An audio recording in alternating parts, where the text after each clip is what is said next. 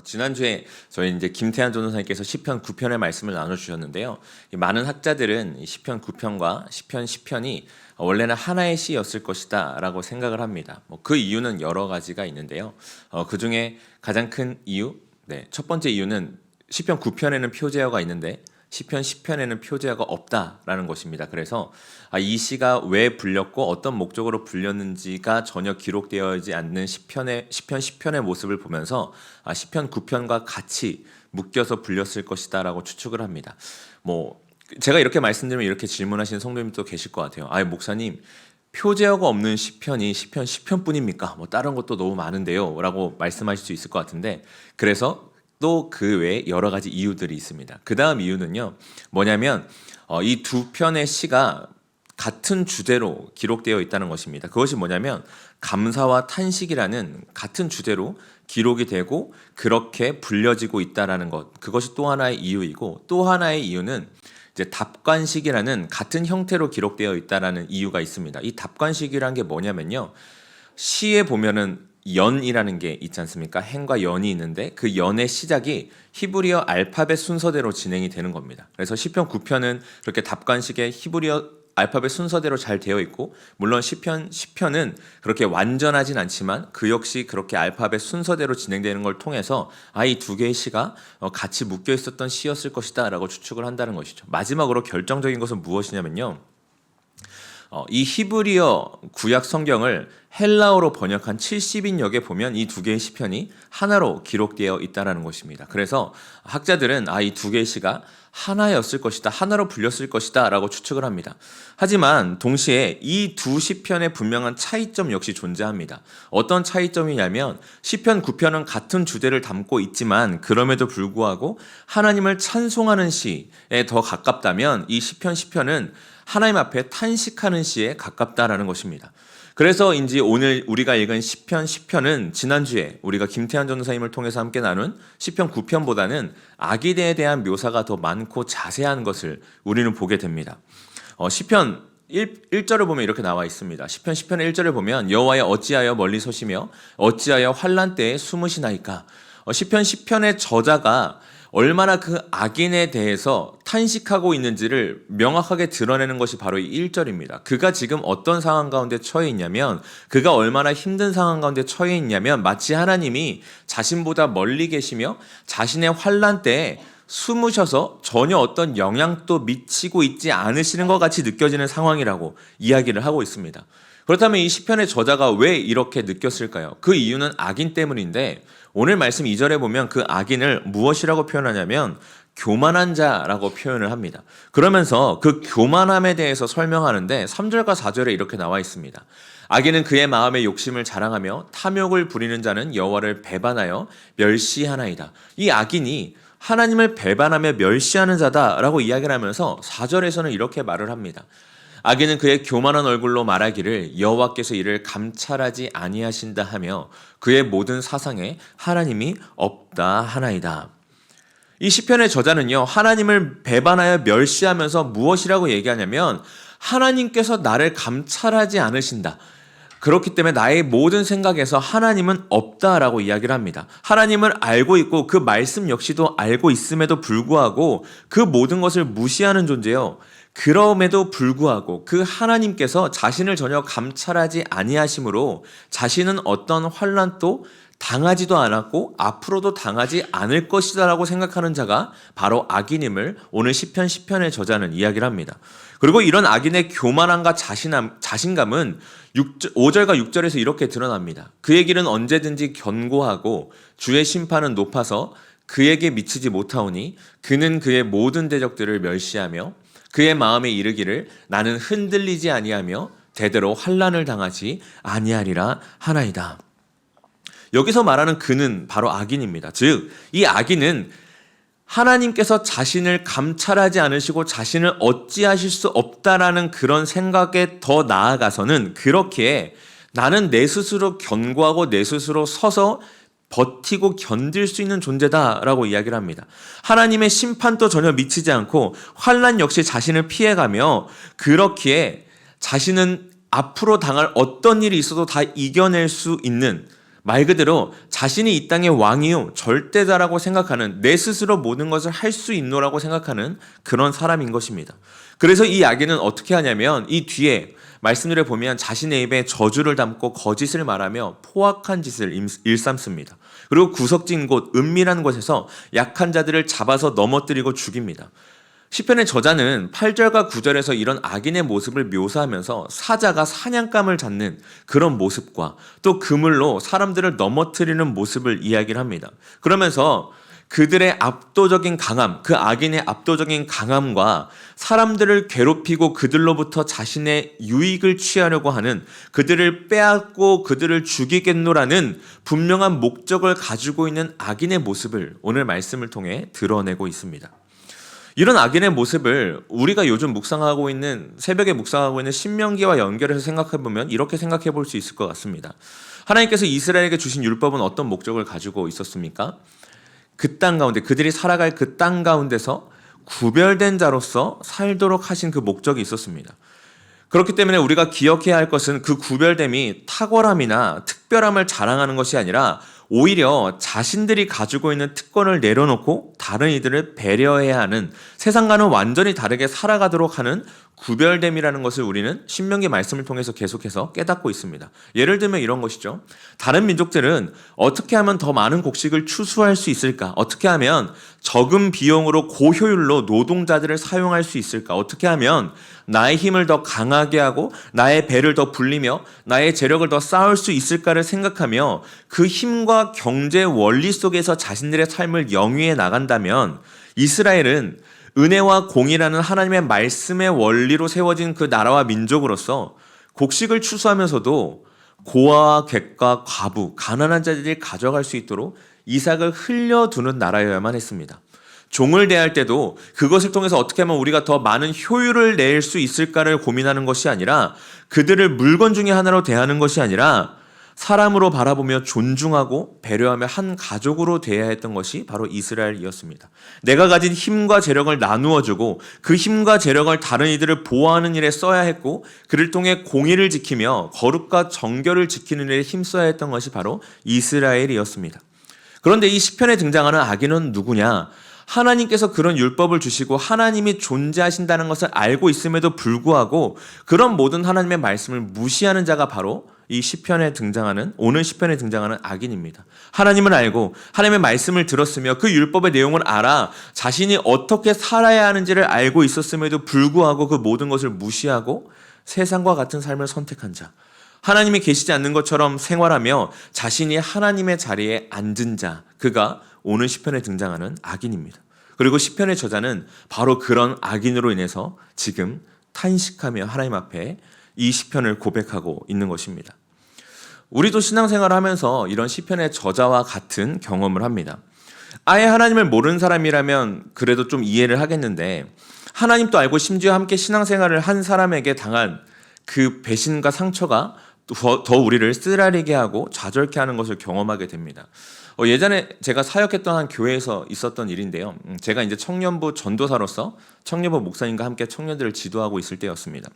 예배를 드리고 있는데 갑자기 예배당 뒤에서 막 소란스러운 소리가 들리길래 이제 제가 나가봤더니 주변에 있는 치킨집 사장님이 이제 오신 겁니다. 그래서 치킨집 사장님이 한 청년의 이름을 외치면서 그 청년 막 데리고 나오라고 막 외치시는 겁니다. 저는 이제 당시 전도사고 예배 중이기도 했고 그래서 일단 진정을 좀 시켜드린 다음에 예배 후에 만나게 해드리겠노라고 하고 이제 그 청년을 불렀습니다. 사실 이제 그 청년을 부르러 갈 때까지만 해도 이 청년이 교회 일이라면 최선을 다해서 늘 섬기던 청년이었기 때문에 이게 뭔가 오해가 있는 것 같다라는 생각으로 이제 이 청년을 데리고 왔는데, 자초지종을 들어보니 이런 거였습니다. 이 치킨집 사장님이 이 청년을 이제 알바생으로 고용해서 하고 있었는데 둘 사이에 뭔가 좀 안 좋은 일이 있었나 봅니다. 그래서 이제 이 청년이 어떻게 하면 이 치킨집 사장님께 쉽게 말해서 복수를 할 수 있을까를 생각하다가, 내가 야구장에 나가서 치킨을 팔러 나가는 그날 야구장에서 판 치킨 값을 사장님께 안 주고 도망쳐야겠다라고 생각을 한 겁니다. 그래서 그 치킨값을 들고 도망을 친 거죠. 근데 또 이 청년이 또 얼마나 신실한지 알바를 하면서 그렇게 교회 자랑을 한 거예요. 그러니까 이제 이 치킨집 사장님이 저희 교회를 알고 찾아오신 겁니다. 그래서 그 청년 나오라고 막 얘기를 하신 거죠. 이제 저랑 목사님은 그래도 이 청년이 교회 안에서 열심히 생활을 하고 있었으니까 잘 지도해주면 좀 돌아올 수 있을 거라고 생각을 하고 잘 지도하고 치킨집 사장님께도 사과를 드리고 좀 정리를 했습니다. 그런데 저희의 바람과는 좀 다르게 이 청년이 점점 이제 교회 안에서 좀 어려움을 주고 그러다가 결국에는 공동체 전체에 좀 큰 어려움을 주고 잠적해버리는 일이 생겼습니다. 그걸 보면서 많은 그 청년으로 인해서 교회 공동체 전체가 좀 힘들었던 생각이 납니다. 어떤 분들이 이렇게 얘기를 하는 거죠. 주일학교 교사 봉사도 하던 그런 사람이 어떻게 교사하면서 여기 와서 이럴 수 있냐? 예수님에 대해서 그렇게 얘기를 하면서 막 예배하던 사람이 어떻게 그럴 수 있냐라고 얘기를 하면서 저 사람으로 인해 내 신앙까지도 무너졌다라고 얘기하는 사람들을 본 기억이 있습니다. 딱 맞는 상황은 이 오늘 말씀과 아주 딱 부합하는 상황은 아닐 수도 있겠지만 지금 시편의 저자도 이런 비슷한 상황에 처해 있었던 것 같습니다. 하나님을 알면서도 하나님이 계시지 않는 것처럼 악을 일삼는 이들로 인해서 어려움을 당했고 그래서 시편의 저자는 1절에서 이 상황을 보며 하나님이 계신데 어떻게 이럴 수가 있는가? 하나님이 계시지 않는 것 같다 라고 생각을 하는 그런 순간이 찾아온 것이죠. 그러고 나서 12절에서 이제 이렇게까지 탄식을 합니다. 여호와여 일어나옵소서, 하나님이여 손을 드옵소서, 가난한 자들을 잊지 마옵소서. 시편의 저자는 이 악인으로 인해서 자신이 너무나 고통스러운 나머지 하나님 앞에 어떻게 고백을 하냐면 하나님께서 이제는 일어나셔야 되지 않느냐라고 고백을 합니다. 얼마나 자신이 처한 상황이 고통스러웠는지 오늘 방금 읽은 12절에서는 자신을 무엇이라고 표현하냐면 가난한 자, 가장 약한 자라고 표현하는 것을 보게 됩니다. 뿐만 아니라 14절에서는 자신을 고아로, 17절에서는 겸손한 자로, 또다시 18절에서는 자신을 고아요 압제당하는 자라고 말하면서 지금 자신이 처한 상황이 너무나 절망적이고 그렇게 자신은 홀로 버려진 것 같은 가장 약한 존재처럼 느껴지고 있다라고 토로하고 고백하고 있는 시편의 저자를 봅니다. 그러면서 시편의 저자가 얘기하는 건 이것이죠. 악인들이 하나님이 우리를 보지 않으신다. 그러니 우리 마음대로 해도 된다라고 말하는 것을 그냥 넘기지 마시고 15절에 보면 그들의 팔을 꺾으시고 그들의 악을 찾아서 드러내옵소서 그렇게 요청하고 있는 시편의 저자를 우리는 보게 됩니다. 우리는 이 말씀을 마주하면서 우리가 그리스도인으로서 살아가면서 마주하게 되는 많은 고민과 고난에 대해서 한번 생각해 보게 됩니다. 그리스도를 믿는 자들에겐 고난이 찾아옵니다. 그런데 그 고난은 단순히 몸이 아프거나 가난하고 아니면 내가 뭐 하는 일이 잘 안 되고 등의 물리적인 사회적 현상, 물리적이고 사회적 현상으로 다가오는 그런 고난을 이야기를 하지 않습니다. 그리스도를 믿음으로 믿는 자들이 받는 고난은 하나님과 그 말씀을 알고 있기에 당하는 고난입니다. 그냥 살았다면 전혀 문제가 되지 않지만 이 세상에서 그 하나님의 말씀을 알고 그 말씀에 순종하고자 하는 마음을 가진 자로서 그 역할을 감당하면서 생기는 어려움인 것입니다. 다른 이들처럼 사랑하지 않고 미워하거나 무시하면 됐지만 그럼에도 불구하고 사랑해야 하기에 우리는 고민하고 갈등하며 어려움을 겪습니다. 다른 이들처럼 눈 감고 그냥 세상의 원리를 따라가면 되지만 그것이 하나님의 말씀에 맞지 않는다는 것을 알고 거부할 때 우리는 어려움을 당합니다. 내가 가지고 있는 권리를 주장하며 나의 생각과 방식대로 사람들을 대하고 때로는 조금의 편법을 쓰고 남의 눈도 속여가며 나의 배를 적당히 불리는 일을 선택하면 되는데 성령님이 내 안에 일하시면서 그 일하심으로 머뭇거리고 갈등하며 그로 인해 고민하는 것이 바로 믿는 자들이 마주하는 믿음으로서 받는 고난과 고민, 갈등입니다. 성도님들을 만나다 보면 이제 이런 얘기들, 또 청년들 역시도 마찬가지죠. 이런 얘기들을 많이 듣습니다. 직장 생활을 하면서 남들은 다 하는데, 하지만 그것이 절대 내가 보기에는 공의롭지 않은 일인데, 그럼에도 불구하고 나의 실적을 위해서 때로는 저것을 선택해야 되고 또 저렇게 해야지 그 다음 승진을 할 수 있으며 또 저렇게 해야지 내가 어떤 자리와 어떤 위치에 올라갈 수 있기에 그 안에서 갈등하는 것을 내가 저것을 과연 선택해야 되나 말아야 되나 갈등하는 그런 청년들과 성도님들의 이야기를 듣습니다.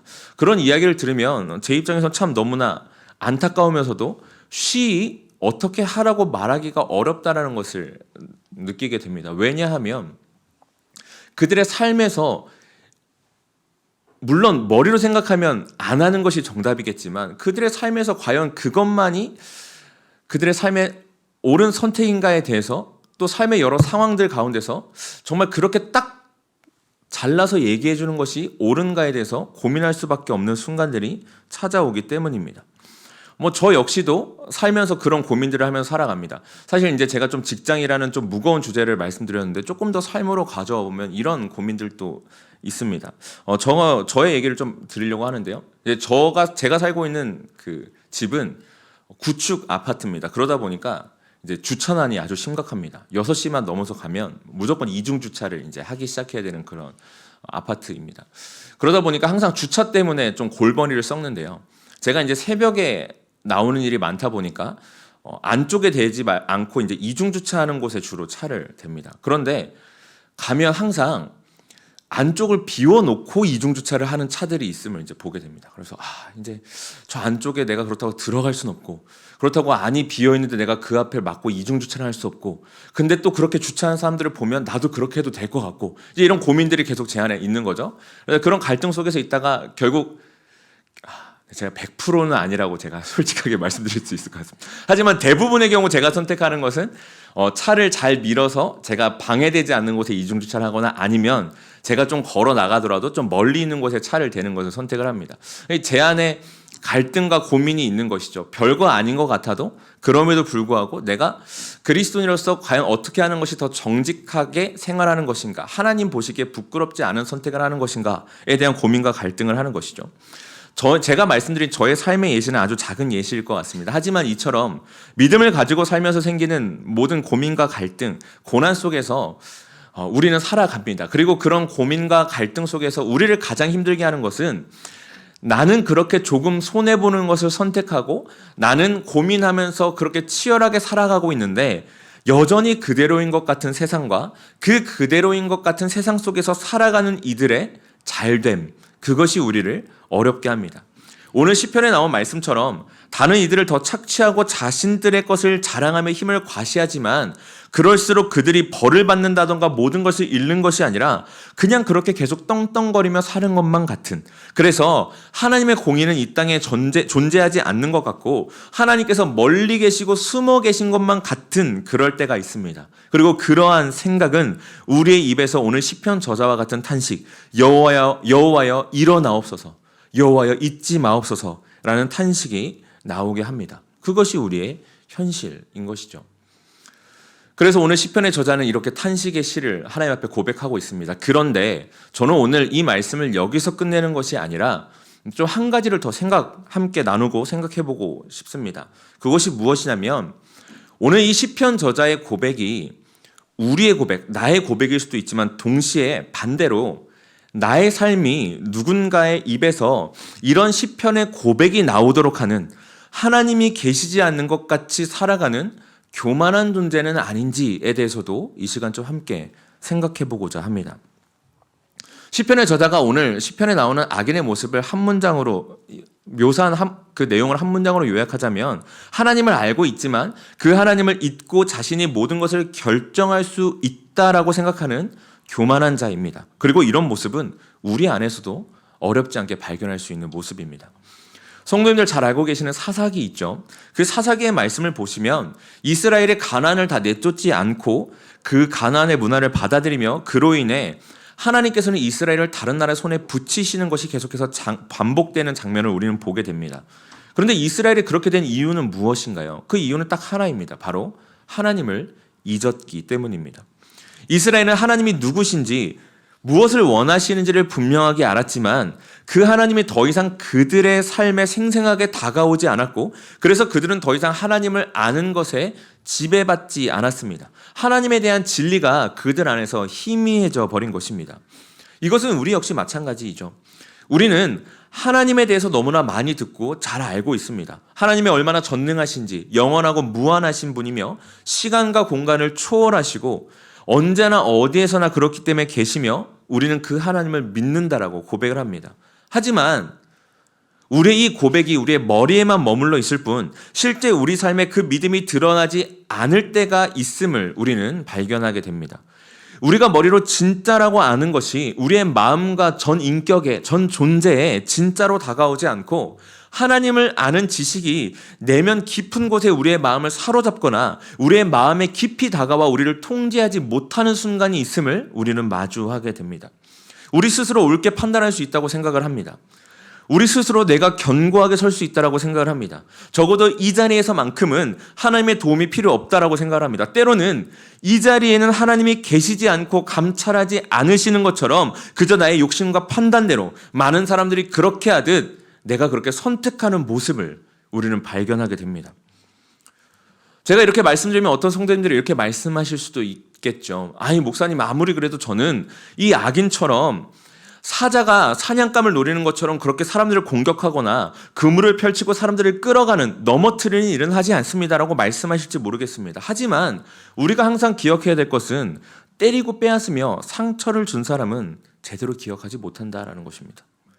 누군가에게는 나의 말이 사냥꾼이 쏜 총알 같을 수 있으며 누군가에게는 나의 작은 행동이 그들의 발목을 걸어 넘어뜨리는 그물과도 같을 수 있고, 그를 통해 두려워 떨며 하나님 앞에 그 사람이 탄식하고 있는 상황 가운데 처할 수 있음을 우리는 알아야 합니다.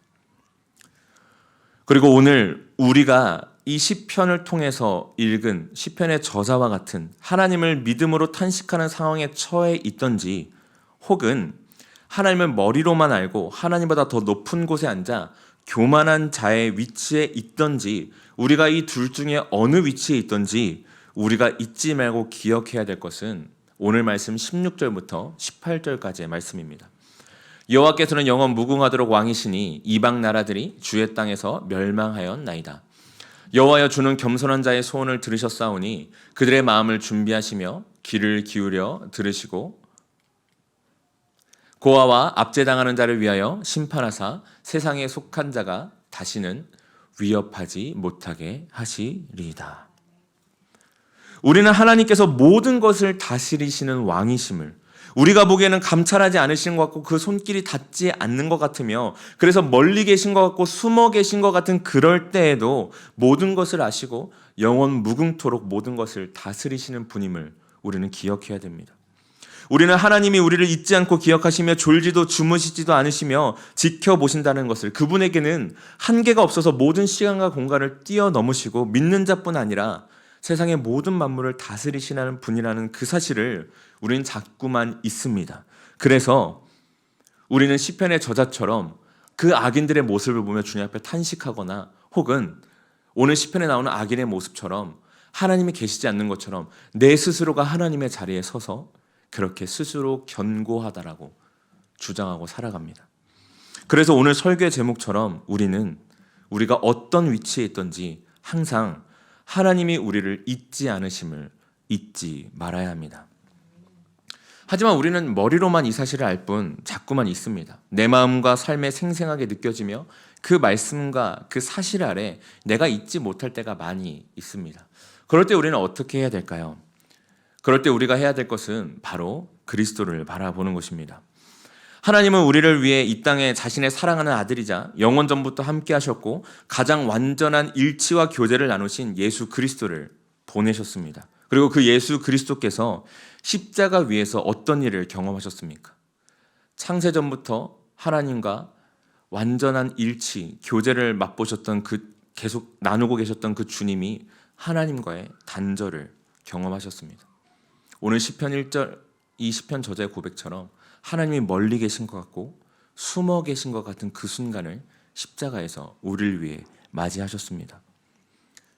이를 통해서 그리스도는 우리의 모든 아픔을 아십니다.